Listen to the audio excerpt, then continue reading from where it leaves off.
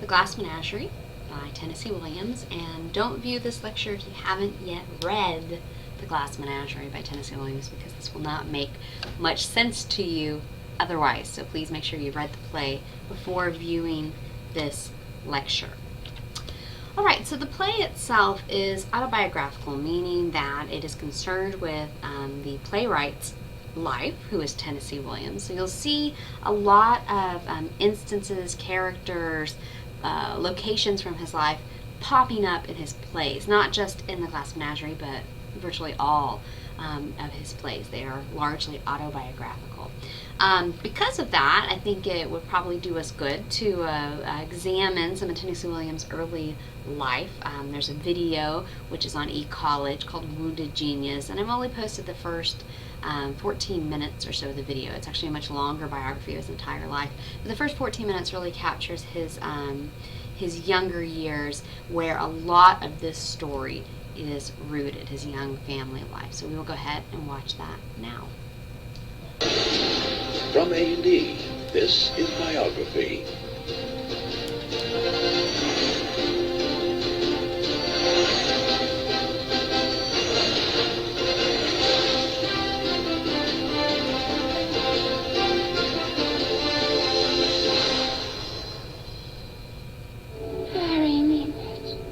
Blanche Dubois, Stanley Kowalski, Big Daddy, all of them born in the fertile brain of Tennessee Williams. All the material comes from the back of my head and right through my fingers onto the electric portable. I never lied in my heart. His work is so powerful that he came along once in a century. He shocked audiences and rescued an art form. He kept the American theater alive almost single-handedly during the 50s and early 60s. Until he was ridiculed as a has-been. The critics murdered him, literally murdered him. And finally destroyed himself. He was, alas, one of the first casualties of alcoholism and drug addiction. Genius is a word that should, without a shred of doubt, be applied to Tennessee Williams.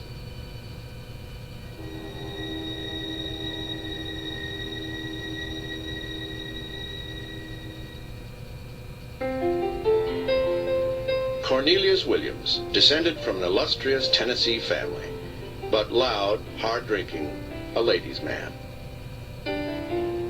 Edwina Williams, daughter of a minister, mentally unstable, sexually repressed.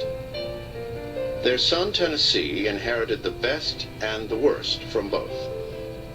In March 1911, he was born Thomas Lanier Williams in Columbus, Mississippi. Tom spent his infant years in this home belonging to the Episcopal Church, where his grandfather was a highly respected minister. Edwina stayed home and doted on Tom and his older sister, Rose. Cornelius, a traveling salesman, was usually out of town. The marriage was a marriage made in hell, and he was happiest out on the road with the boys, playing poker and probably dallying a bit with the ladies, too, of the evening. And when Cornelius was home, he bullied and terrorized his wife and young children. Edwina ignored her husband, reserving her affection for Tom and Rose. But she was also controlling, warning that any misbehavior would be punished by God. When Tom was 4 years old, the family moved to Clarksdale, another town in Mississippi. Already a needy child, Tom needed even more when he fell deathly ill. My brother was a victim of diphtheria, and for a year he wasn't able hardly to get out of the house. His legs were practically skin and bone. He couldn't hardly walk. But he could discover the world of words. His mother introduced him to writers like Shakespeare and Dickens. During Tom's 2-year illness, Edwina Williams grew even more protective of her frail son. Tom also spent hours with his sister Rose. The two became inseparable best friends. Then, in 1918, Tom's world was turned upside down. His father got a new job with the International Shoe Company. the Williams family was uprooted from rural Mississippi to St. Louis, one of the largest cities in America. Williams hated the town and his new school, which he compared to a jail. His misery was compounded because his incompatible parents were now under the same roof in this apartment building. In 1919, there was a third child, Dakin, and money was tight. Every month, at the end of the month when the bills came in, there was a Donnybrook in our house, because my father was very bombastic around the house and would shout at my mother, would shout at my sister. Tom withdrew deeper into his private oasis of poetry and novels. For a boy who was shy to the point of pain and sensitive to what then might have been called effeminacy, he was almost brutalized by schoolboys. And this was reinforced at home because his father couldn't stand the fact that he didn't turn into a football hero. The boy preferred to read poetry. Tom was ridiculed by his macho dad, who mocked him as a sissy and wondered whether he was raising a homosexual. Mom wasn't a model parent either. She was manipulative, continually warning her children about men like their father. The mother could at times be extremely difficult, being very puritanical about sex, and of course the effect on the children was divisive, was destructive. Rose and Tom found solace in each other. They played together, then when they were old enough, went to movies together at the local theater. They were similar in personality, best friends, and soulmates. Rose was his one really great love.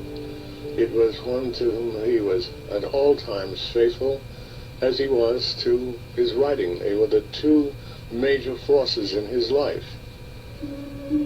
But in her late teens, Rose began showing signs of mental problems, violent mood swings, hysterical crying, adding even more tension to the home. The breaking point came one night when Tom assaulted Rose with his most dangerous weapon, his words.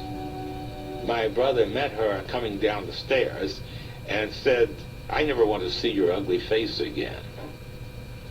And that was a tremendous blow, because my sister at this time was just wavering between sanity and insanity. And the next day, she took a carving knife and went after my father with it. Eventually, the family had Rose Williams committed to a mental hospital. Tom was devastated, and for the rest of his life feared that he too might go mad. Fortunately, there was an outlet: writing. He became more serious about it at age 19, when he entered the University of Missouri. Tom wrote poetry. A kiss brings pain, and yet I'll kiss again. His father wasn't exactly proud. Tom's prowess in poetry was nothing to brag about at poker games, and Cornelius Williams flew into a rage when Tom flunked ROTC military training. He felt his son was a disgrace to the family, not a real man. He yanked Tom out of college and put him to work at International Shoe. By day, 21-year-old Tom stacked boxes in this warehouse in St. Louis. By night, he wrote. His tools were a typewriter, coffee, cigarettes, and persistence. He typed ferociously on the typewriter, and he just pounded them, and he'd turn out a page in about a minute. And then he'd be dissatisfied and tear it out. I put another one in and type furiously again, maybe the same page 15 times, until everything was exactly right. After 3 years in the shoe factory, Tom entered Washington University in St. Louis. At 24, he was one of the oldest students on campus. In 1936, he won first prize of $25 in a poetry competition.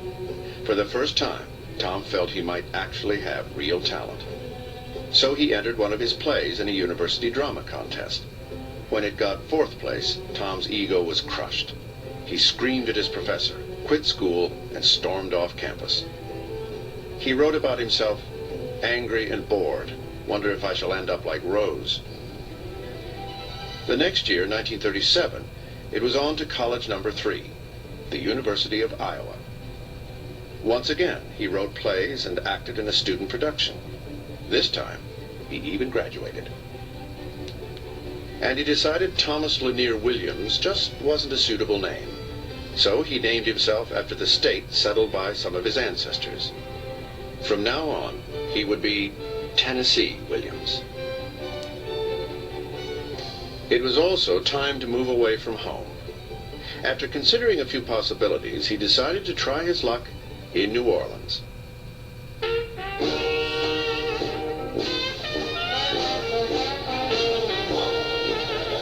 In 1938, the day after Christmas, Tennessee Williams arrived in his new city, ready to begin a new life. New Orleans was known as a place where just about anything went. One of the first things to go was his virginity. Tennessee quickly realized he preferred the company of men. Okay, so that is where our video cuts off, and as I mentioned, it goes on much further. If you go to YouTube or Google A&E's biography of Tennessee Williams, you can likely watch the rest of it if you like to. But the first portion of his life, I think, as you can see, is very the events and the characters are very similar to events and characters in some of his early work, especially The Glass Menagerie, and then also one of his other most famous works, A Streetcar Named Desire. Now notice Tennessee was a nickname, and that wasn't his real name. His real name was actually Thomas, like Tom in The Glass Menagerie. So that gives you a clue right there that Tom might be based on his actual self in life. He won several awards, major awards, throughout his life. He had a very long career. He won the Pulitzer Prize for Drama for Streetcar Named Desire, another very famous one of his plays. It's been turned into a movie with Vivian Leigh and Marlon Brando, which you might have seen before. He also won a Pulitzer for Cat on a Hot Tin Roof in 1955. And the Pulitzer is a very prestigious literary award, so it's rare to win it once, and he actually won it twice over his career. He won the New York Drama Critics Circle Awards, another prestigious award for plays, in 45 for The Glass Menagerie, and 61 for The Night of the Iguana, and then he won a Tony Award for Best Play in 1952 for The Rose Tattoo, so a very decorated playwright for sure. As you heard, he contracted diphtheria in childhood and was bedridden for a time, and as you might be able to imagine, that could have influenced how he wrote and his inspiration for Laura, the sister character in The Glass Menagerie, who does have a physical disability and has to overcome that. His mother was very smothering. She was very obsessed with Southern living and genteel living and Southern gentility. Very similar to Amanda, the mother character in The Glass Menagerie, of course. And she was very aggressive, and she perhaps might have been bipolar. She was never officially diagnosed, but descriptions of her actions and from descriptions of people who knew her, it definitely sounds like she had very high highs and very low lows, and she could switch in between those very quickly. Again, kind of like Amanda. Tennessee's older sister Rose was housed at a mental institution for most of her life, from her late teens on, and she had a frontal lobotomy, which is a surgery to remove part of the frontal lobe of the brain, and they thought that it would, that was the part of the brain that would govern aggression and hysteria, and that if you removed it, it would calm the person down and make them normal. And of course that it didn't have that effect in Rose, and so she was institutionalized for the rest of her life. And Rose and Tom were very, very close to each other. Tom was the younger brother. He couldn't save her, he couldn't help her, and might have felt that he abandoned her, that he somehow failed her. And you might see that, a little bit of that, in the relationship between Tom and Laura in The Glass Menagerie. That might have been his inspiration for that. Tennessee's father sold shoes. Remember, Tom is a shoe salesman not shoe salesman, sorry, he works in a shoe warehouse in The Glass Menagerie. Tennessee's father was a heavy drinker, he was a gambler. He actually made Tennessee quit college, quit school at one point, and work in the shoe business, which Tennessee hated. So again, you can see that, how he might have drawn on that to create the character of Tom. But eventually Tennessee did go back to school, and he graduated from the University of Iowa. Tennessee began writing The Glass Menagerie in the 30s, and it went through a few iterations. It might have stayed at the bottom of a drawer, but for whatever reason, it took about 10 years before he finally finished it, and then it opened in 1944, and it was his first hit. It was what made him famous, so that was his first big success. He himself, Tennessee Williams, was an alcoholic, as his father was, and as Tom might be heading towards, and as Tom's father was in the play. Tennessee was also a homosexual, so this was a time period, he's coming of age in the 30s and 40s, and a time period that it was not acceptable to be gay, that you could be ostracized or even hurt or killed for your sexual preference. So these issues of feeling like an outsider, of being lonely, being different than everyone else, we can see that in Tom's character and also in Laura's character as well. And a lot of his characters are outsider characters dealing with issues of being different than other people.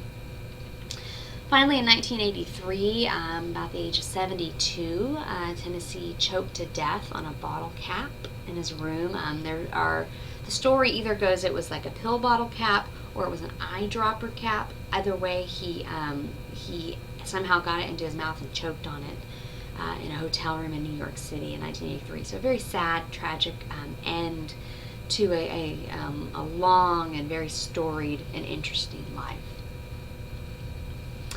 Here we have an interview from the Mark Taper Forum production of The Glass Menagerie with the one of the actors, the actress that plays Amanda, and then also the director of the production. And you'll see in this particular version, they've decided to set the play in a hotel room that he would have written the play in. So it's a little bit of a difference from the script, although I imagine it would still be very similar to the setup of table and chairs and sofa that was mentioned in the play. So a little bit of the director's concept, the director's vision coming through in this particular production. And you'll notice that he describes it at first as the story of a family, which at its heart, one of its themes is definitely family and family dysfunction.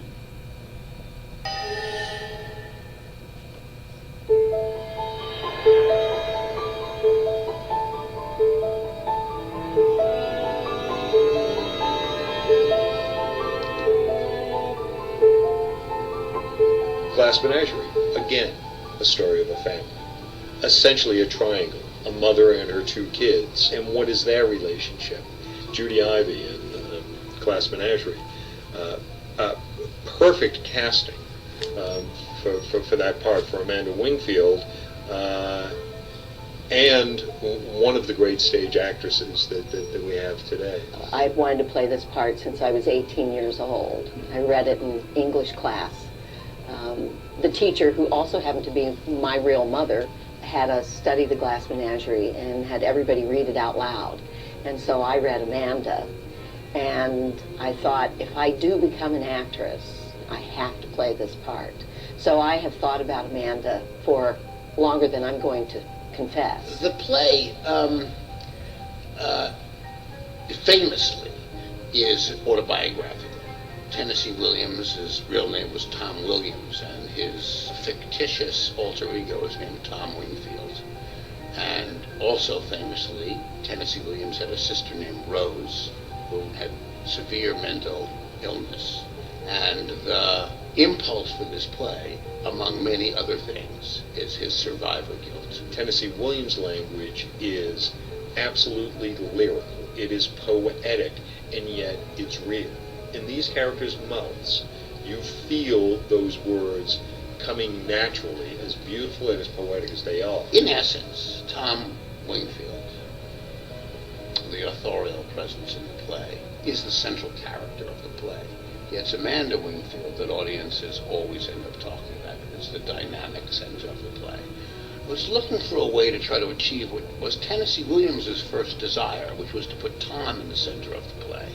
So, what if we, in the production, treated the play autobiographically And imagine the production takes place, the play takes place in the hotel room that Tennessee Williams actually wrote this play. It would just give me chills when I could just feel it, since I can't see the play, of how Tom would open doors and we would walk out the door, and that would be the end of that memory.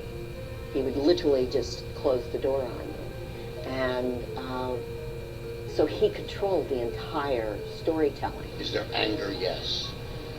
Is there rage? Yes. But there is buckets full of love. The family loves each other deeply, and if they didn't, the cost of leaving wouldn't be so high.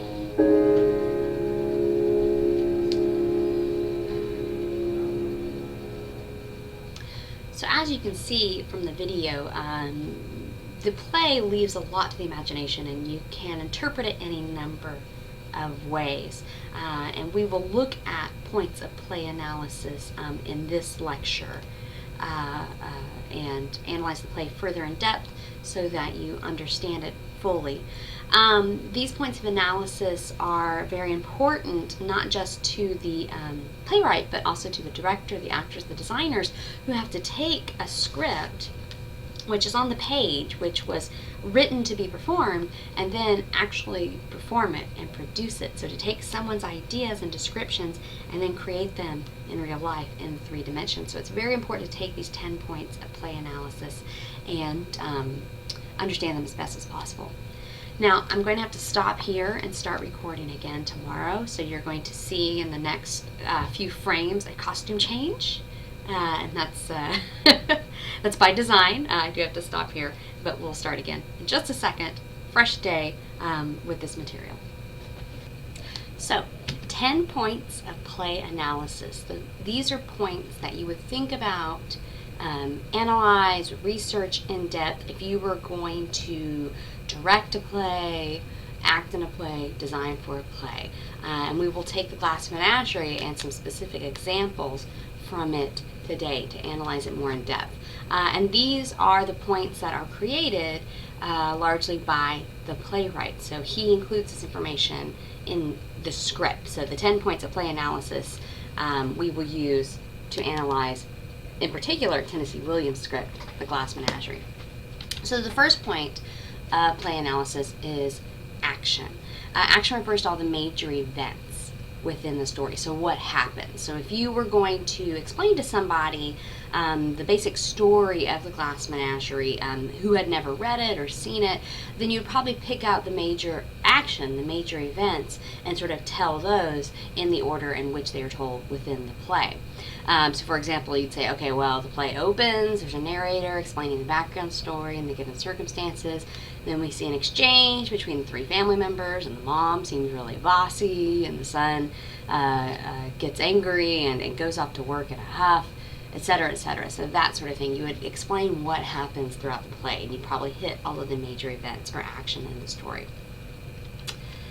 The second point of analysis, very important, given circumstances, where and when we are. And sometimes in the beginning of a play script, it will actually tell you the setting. Like for example here on page XVII, it says scene, an alley in St. Louis. Part 1, preparation for a gentleman caller. Part 2, the gentleman calls. Time, now, and the past. So he is purposefully a little being a little elusive there, but we do know it's in an apartment in an alley in St. Louis. He tells us that much right away. So where are we? St. Louis, Missouri. Specifically, we're in the home or the apartment of the Wingfield family. But then you want to ask yourself, okay, what do I know about St. Louis, and what do I know about this apartment? And if you don't know much about St. Louis, it might lead you to research and look into it. What is St. Louis like? What was it like at the beginning of the 20th century? What might an apartment from this period be like? Well, from the story, we know that it's at the rear of a building and it opens onto an alleyway. So there's an alley right outside, essentially what is their front door. And on page 3, in the very opening of the script, when Tom is acting as narrator, it says, the Wingfield apartment is in the rear of the building, one of those vast hive-like conglomerations of cellular living units that flower as warty growths in overcrowded urban centers of lower middle class population and are symptomatic of the impulse of this largest and fundamentally enslaved section of American society to avoid fluidity and differentiation and to exist and function as one interfused mass of automatism. So a run-on sentence to begin with, and ask yourself, okay, that in just that description, how did that make me feel? What did that make me think of? A hive, people pressed together, not enough room, and it kind of sounds like Tennessee Williams has some disdain for this apartment complex and this way of living. So that gives you an indication of mood, which is one of the other points of analysis that we'll talk about a little bit later. So we know it's at the rear of a building. It opens onto a alleyway, and across the alleyway is a dance hall. We find that out later. They actually use a fire escape as an entrance from this alleyway. So that's essentially their front door. There's a screen door, there's a little landing, and while they're on the ground floor, there's just a few steps that go up to this fire escape, which is essentially their front porch, their landing. You might ask yourself, why is that, and why did Tennessee Williams specifically choose that? And lots of reasons. We'll talk about the symbolism of it, but practically the building might be subdivided. That might actually be their front door. So perhaps this was a larger apartment that has been subdivided into a smaller apartment, and they got the fire escape as the entrance, so it would be a little bit lower rent as well. It gives you an indication of what type of apartment, what socioeconomic status they have. And then, as I mentioned, what socioeconomic status would you ascribe to them? He specifically refers to them as lower middle class, but we do know that the mother doesn't work, or doesn't work much, that Tom is the wage earner, and he's at 22 and working in a warehouse, so he's probably not making a lot of money, so we know that they're not very well off. And then what is the apartment across from? As I mentioned, it's across from a dance hall. And if you imagine what happens, around closing time in an alleyway next to a bar or a club, it's not going to be the cleanest, nicest area of town, living on an alleyway next to a bar. So that can give you an indication of something about this family, what their home life is like, and what their economic situation is like. So that's where we are. When we are, or when are we, it's right around 1937, and the book doesn't tell you that. Sometimes in the beginning, in the scene setting, it'll tell you time, 1937. Here he just says now and in the past, because we have this dichotomy of Tom as narrator in the present, whatever that is, and then his past that we're seeing through his eyes. But we can guess that it's 1937 from a few mentions of things that are going on in the world, in the greater world. He specifically mentions Guernica, both the bombing of the Spanish Basque village or town of Guernica, and then also Picasso's painting Guernica, both which occurred in 1937. So this is on page 5 when he's mentioning this. And then he mentions Guernica actually again a little bit later. So he's talking about things that are going on in the outside world. He talks about, Jim mentions going to the Chicago's World Fair, which was a few years previous to that. So we can narrow in and figure out we're probably right around 1937, at least the mid-1930s. And this would be important to know because you want to ask yourself, okay, what is the world like at this time, and how does that affect our characters? How does that affect our story? We specifically know that it begins in the winter, ends in the spring, so there is some elapsed time that occurs within the play, so that at the end of one scene and the beginning of the next scene, time has elapsed, maybe days, weeks, or months in some cases. And we also know that what's happening in 1937 in America, well, this is the Great Depression. It's before we get into World War II, and so we're still in a very depressed economic era. It's not unusual for families to have fathers that have left, that have gone off to try to find better work or just abandon the family. So that this single parent situation is not unusual for the period. So he's definitely speaking to the period when he writes about that. And then poverty and struggling, also not unusual, something that many, many Americans are going through during this time period. So knowing when the play is set can give us a lot of insight into the world of the play and into the lives of our characters. Next, we move on to background story, which is what occurs before the action begins. So the action is everything that happens within the play. The background story is what happens before that. And we often hear about the background story. It's mentioned or referenced within the play, so we get some indication of what's happened in the past. So for example, we hear all about Blue Mountain, which is where Amanda grew up.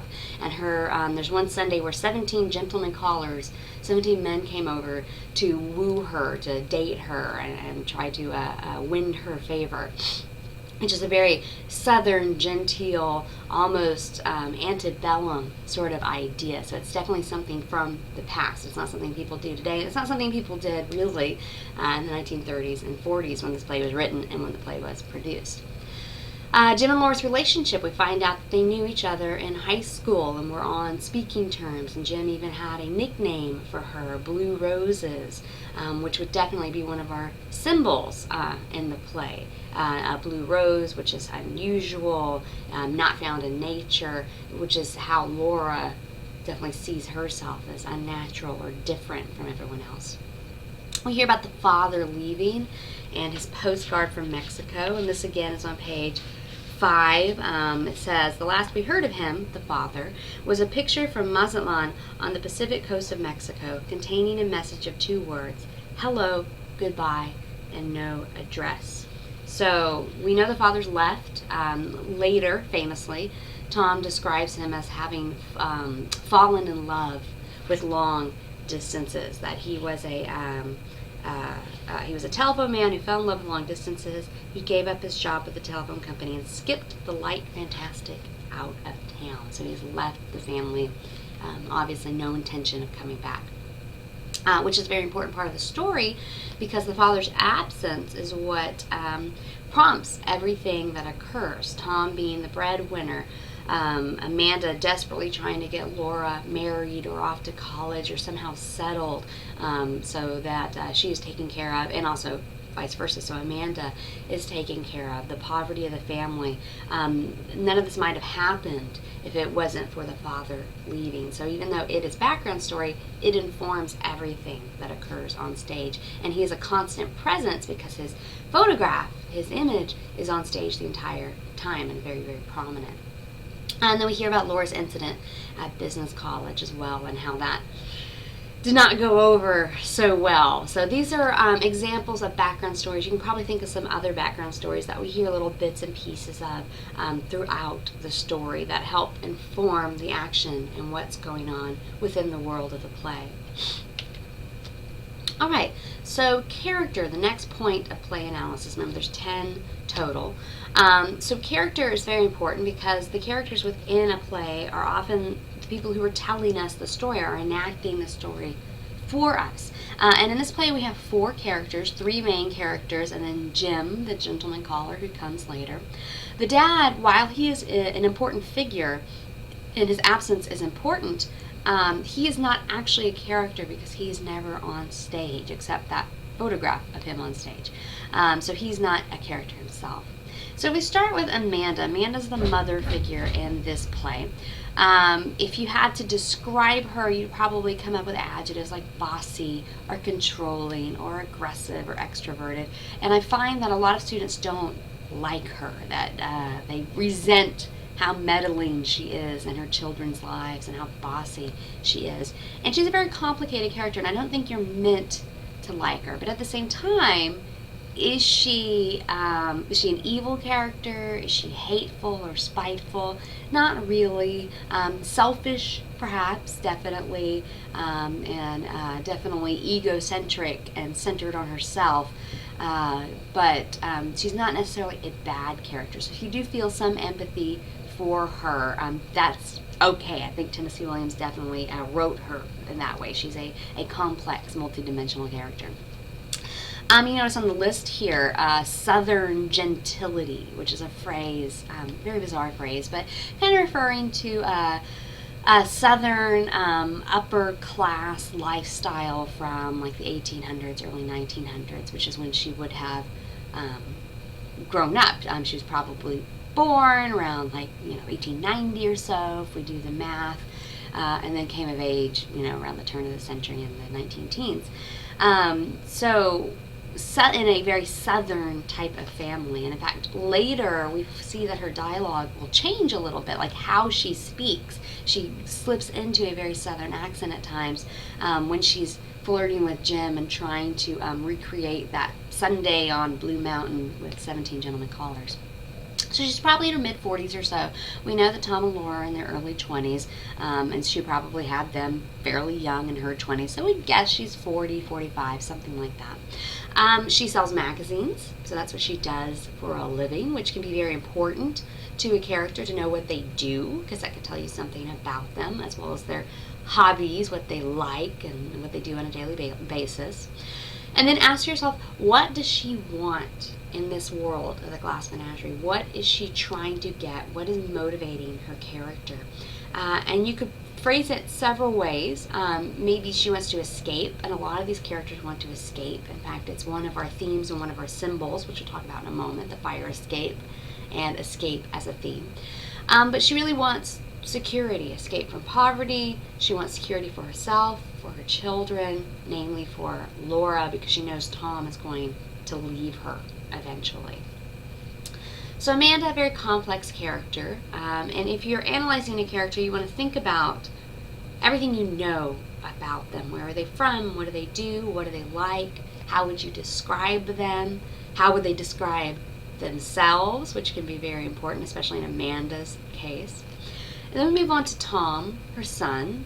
We know he's a poet. His nickname at the warehouse is Shakespeare because he likes to write poetry. He's in his early 20s or so, around 22.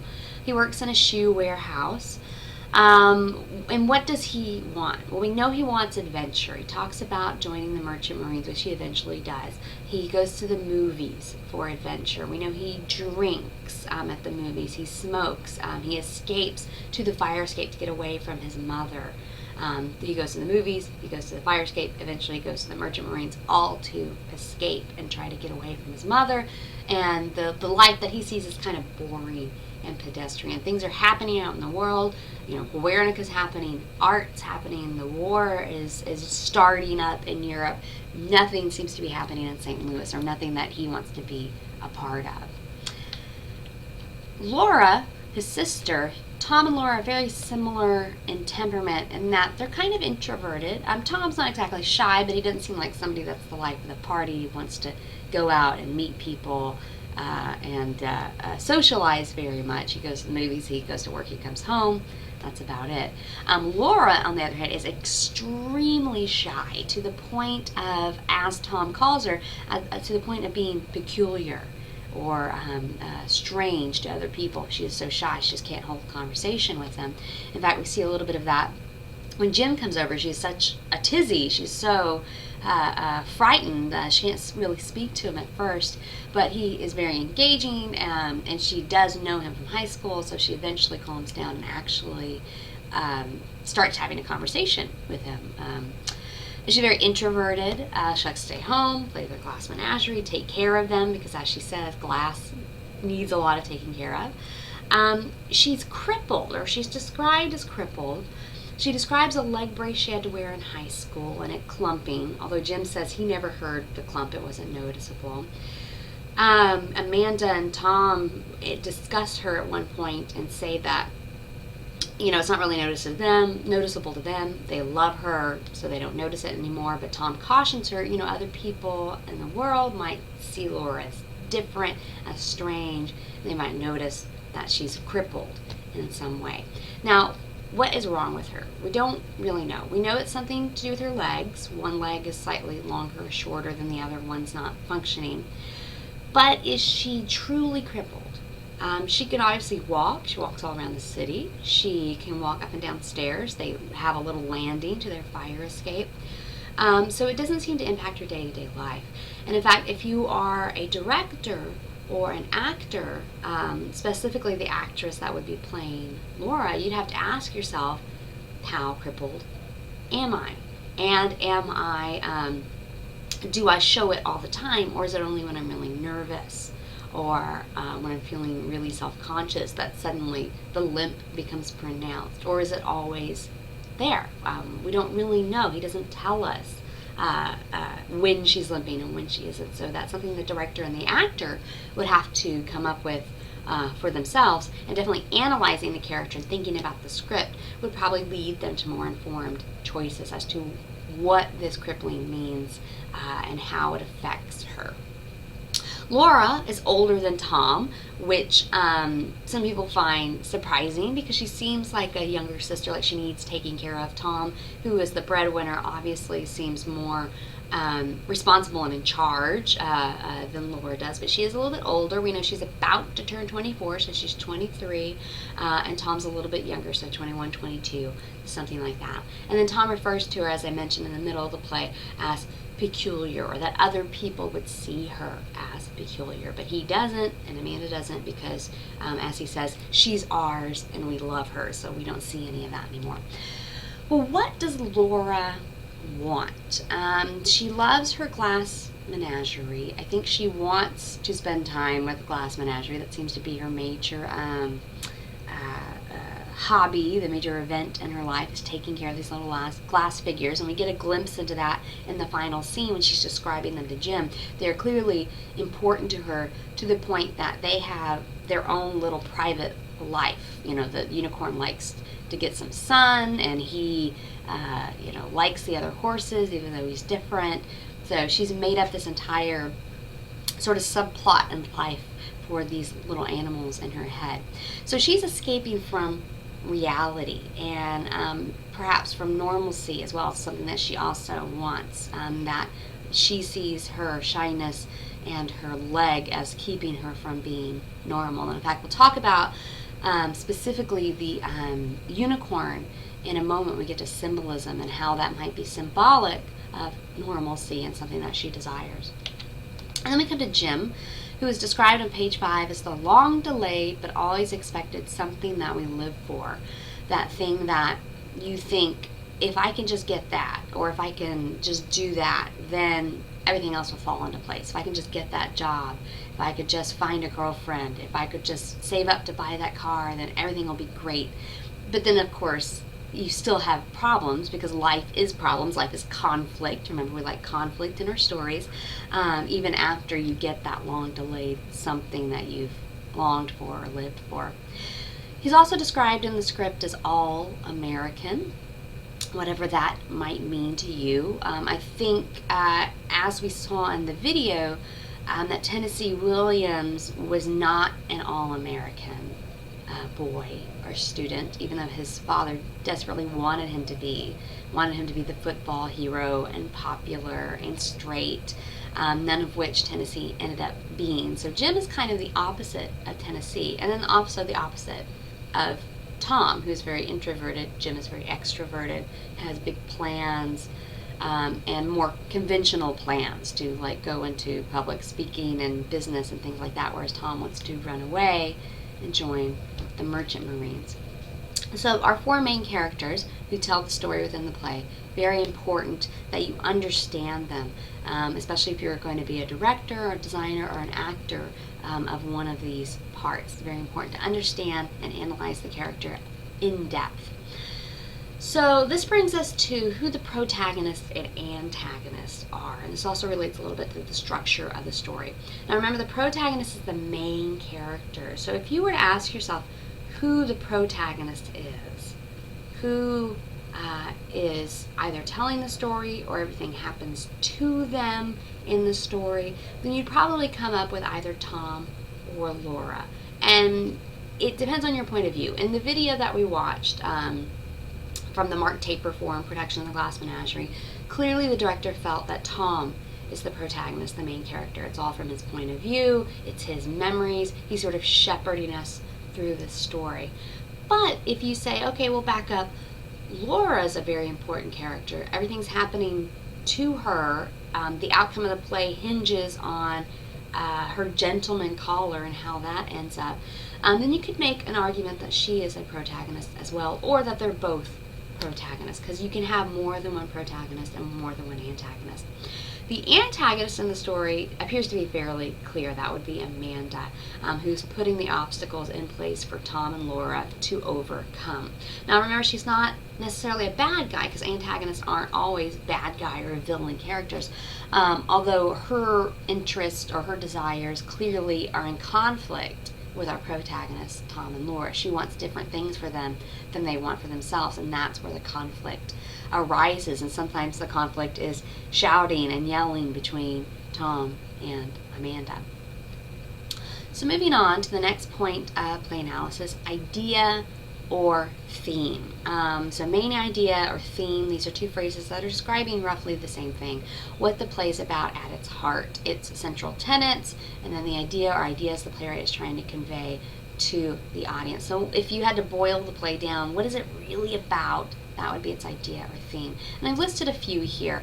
Plays can have more than one theme. In fact, plays usually have more than one theme. They could be very complicated, they could be very simple, they could be moral stories or moral themes, which is very common in like children's stories or religious stories.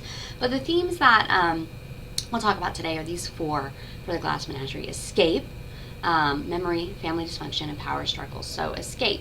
Who wants to escape? To what or from what? And we talked about escape for Amanda, escaping poverty, Laura escaping reality with her glass menagerie, Tom literally trying to escape Amanda and the oppression that he feels at home. So everyone has some sort of need or feeling or want to escape within this play. And here's some examples here. I've written them out for you there. Memory. We get a hint at the very beginning. Tom tells us, well, not a hint, he clearly tells us this is a memory play, and as such, you can see here the music begins to play, so there's music off in the wings somewhere. The play is memory. Being a memory play, it is dimly lighted, it is sentimental, it is not realistic. In memory, everything seems to happen to music. That explains the fiddle in the wings, so the music that you hear. So memory, we're seeing this through Tom's eyes. It's his memories. It's very important. But then also think about other people's memories. Laura's memories of Jim, very important. That reminiscing and thinking about sort of his glory days and talking about them, which ultimately seems to win him over. Amanda's memory of her Sunday on Blue Mountain and of the way things used to be and the way things they could have been but didn't turn out to be. So her memory is very important as well. Oh, excuse me, let me go back. And then finally, family dysfunction. Clearly we have a three-person family here that's in conflict with each other, so they are in dysfunction. And then power struggles. Even though Tom makes all the money, Amanda is in charge and makes all the decisions and is very bossy at home. And so you have the struggle for power and the struggle for autonomy, and for Tom trying to find his identity. All right, symbolism. So a symbol is something that stands in for something else, that represents something else. And usually symbols are used in plays to convey information to the audience, either consciously or maybe even subconsciously. And a very easy and quick way to convey something, to give the impression of something, to harp on a theme, to reinforce a theme, or reinforce action, or reinforce a characteristic of one of the characters. So here are some of the symbols in the play. The menagerie itself, and menagerie is a group of animals. So a zoo is a menagerie, and in this case the glass menagerie is a group of glass animals, which Laura loves and cares for. And one of the significant, she says her favorite animal in the glass menagerie is the unicorn, which, as we know, is different from all of the other horses because it has a horn, and the other horses in her menagerie do not. And at the climax of the play, and we'll talk about structure and the climax in a moment, but when Jim knocks into and breaks the unicorn, she says, oh, it's okay, now it's just like the other horses. I'll pretend it's had a surgery so it doesn't feel so freakish.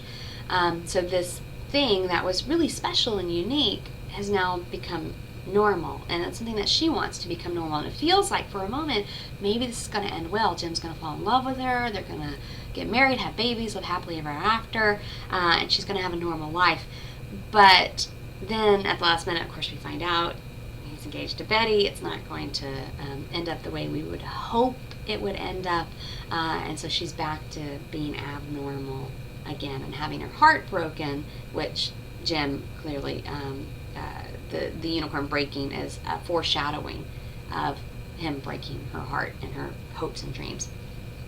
The father's photograph on the set, it says it's to the left of the opening to the dining room, so it's a big photograph. It occasionally lights in the script. Tennessee calls for lights to come up on it. So like if they're thinking about him or talking about him, a light will just come on, a spotlight will spot it for a moment, and then it'll go back out again. So very non-realistic, but also symbolic of his absence and pointing out his absence to the audience. You can't forget about him because there he is on the wall. The fire escape. So everyone needs to escape in this play. They often retreat to the fire escape. Tom goes out there to smoke to get away from Amanda. There is a scene between Tom and Amanda on the fire escape. Later, one between Tom and Jim on the fire escape. So it's a very important part of the stage. And the fact that this family uses a fire escape to get into and out of their home tells us a lot as well. Not just socioeconomically, but the fact that anytime they're leaving, they're essentially escaping this place that nobody is too happy about because the family situation has gotten so difficult. The Victrola, which is a musical, it's like a record player that you have to wind up. It usually has the big bell that amplifies the noise. So there's a Victrola on stage that Laura plays a lot. And it was her father's, and he left all the records behind. They were a reminder of him, as Amanda tells us. And she doesn't mean that necessarily in a good way. But it's another way for Laura to escape to a time that her father was there and things were better and things were a little more normal.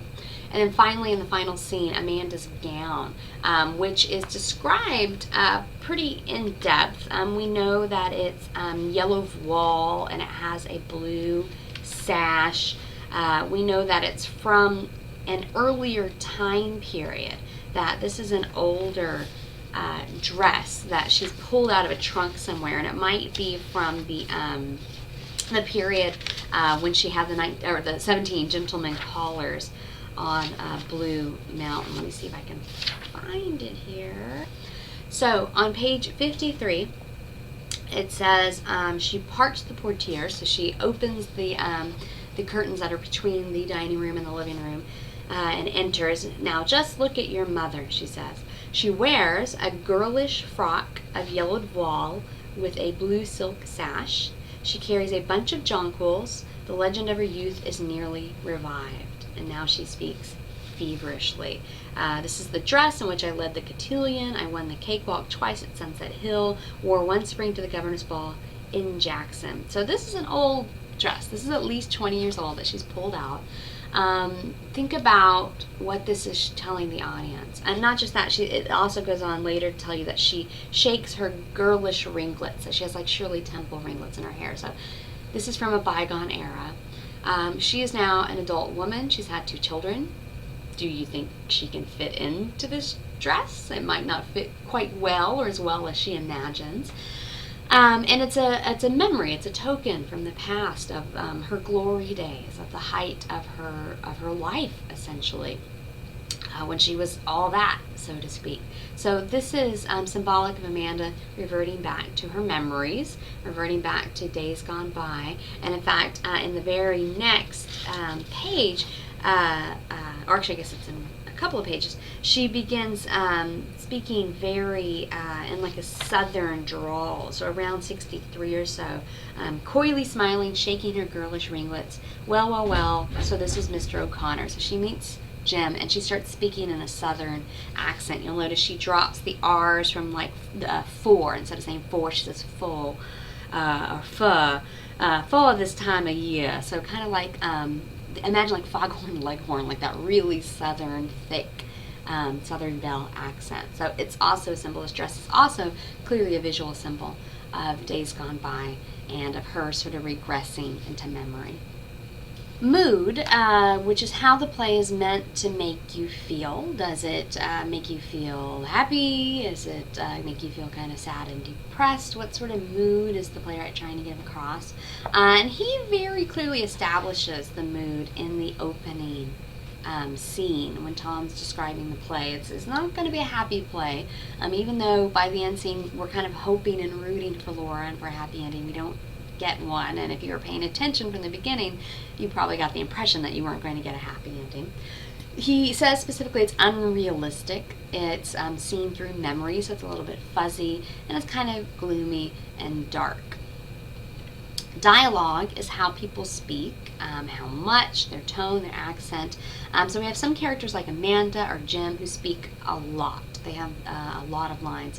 And then we have people like Tom and Laura who are more quiet and shy, who don't speak a lot, but when they do, it's often something very important.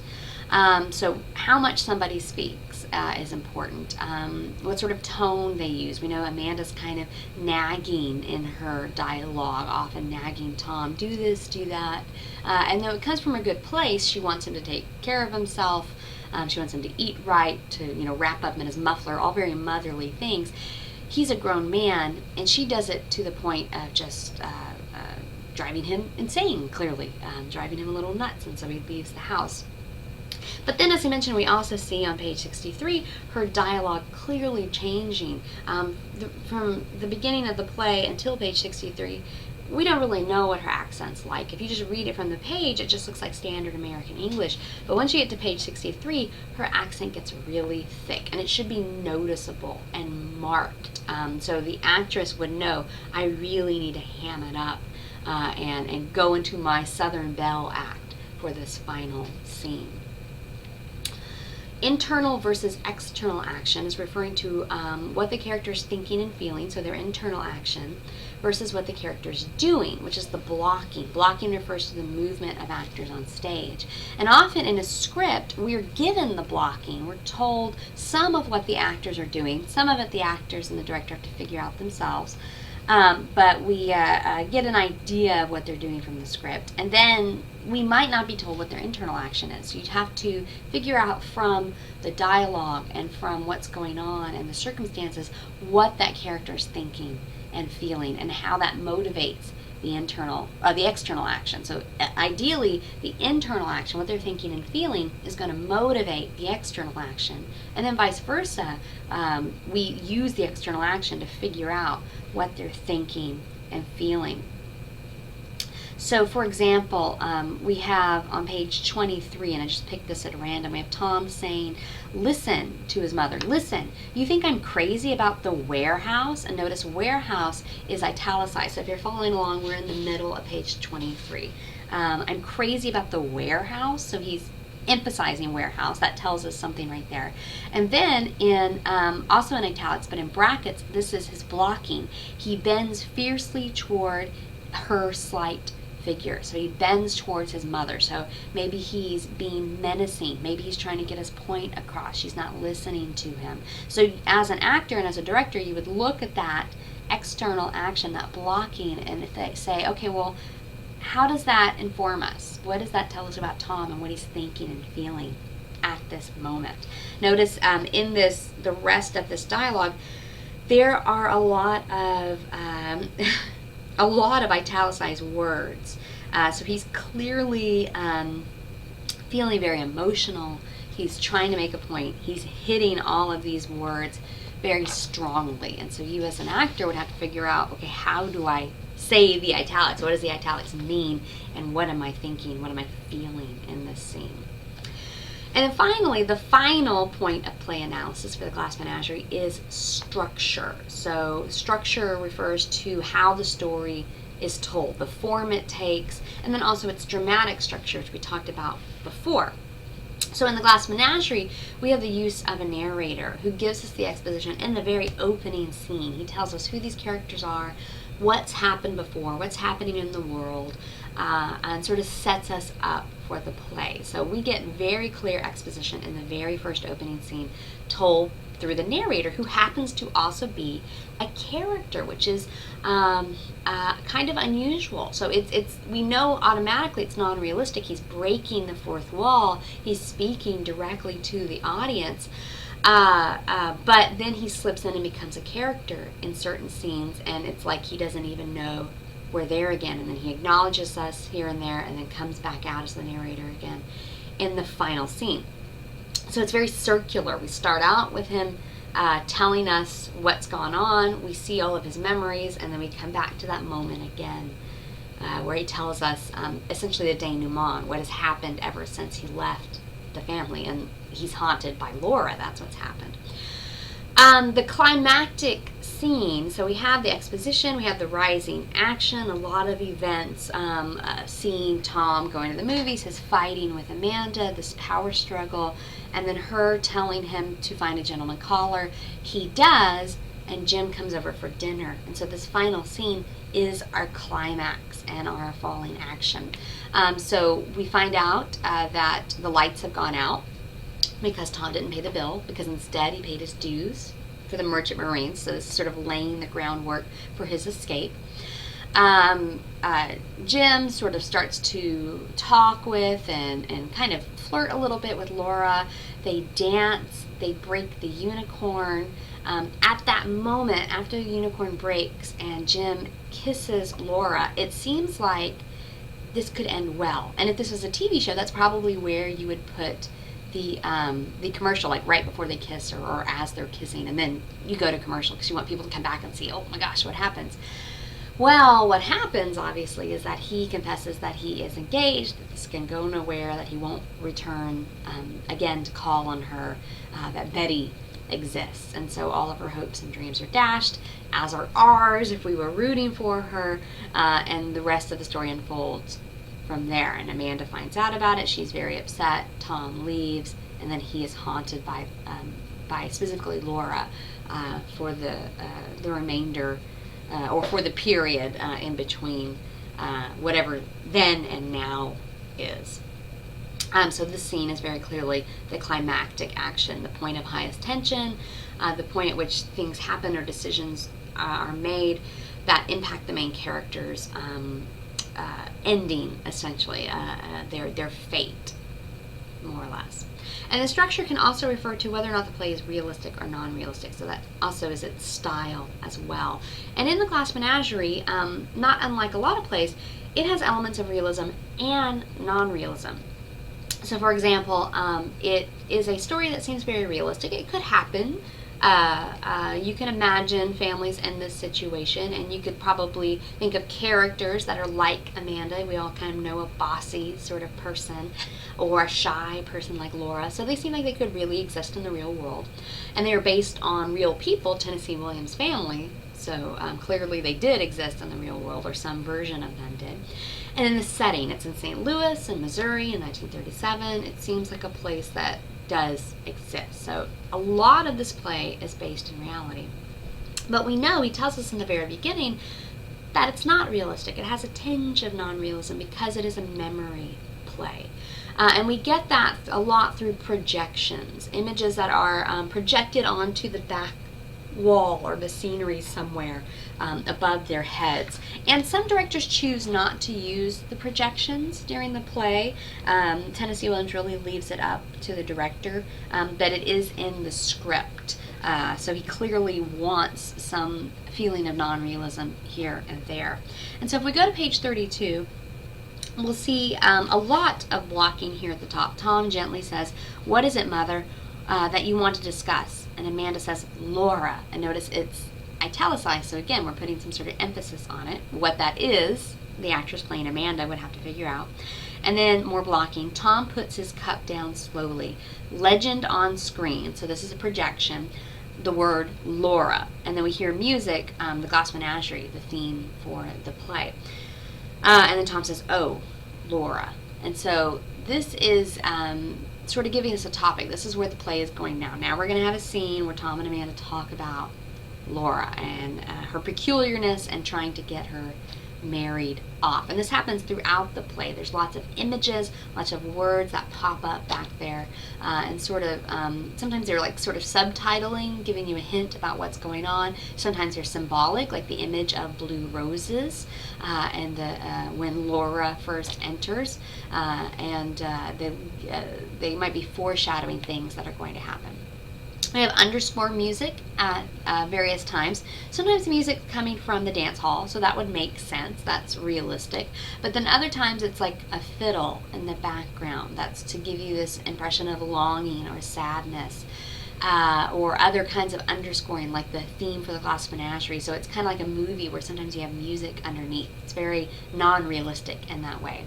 And then we have light on Father's photograph, as I mentioned before, and then also on Laura. Occasionally she is spotlighted so that she looks almost angelic.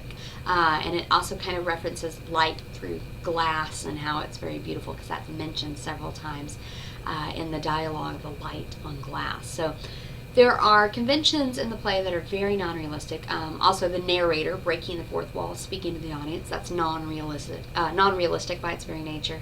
But then there's lots of it that's realistic as well. So it's the Glass Menagerie could be classified as heightened or selected realism. So while it's rooted in realism, it's heightened. There are points that the playwright has selected to use non-realistic storytelling methods to get a point across or to highlight something like a theme or subject matter or something like that. So that is our analysis of the Glass Menagerie. Let me flip back here to the 10 points of play analysis as we went through them. Action, given circumstances, background story, character, idea or theme, symbolism, mood, dialogue, internal versus external action, and then structure. So if you are given a script and told you're going to direct this or design it or act in it, then what you would do is, the very first thing you would do is read the script and then take those 10 points and think about and analyze and research and understand the script as best you possibly can.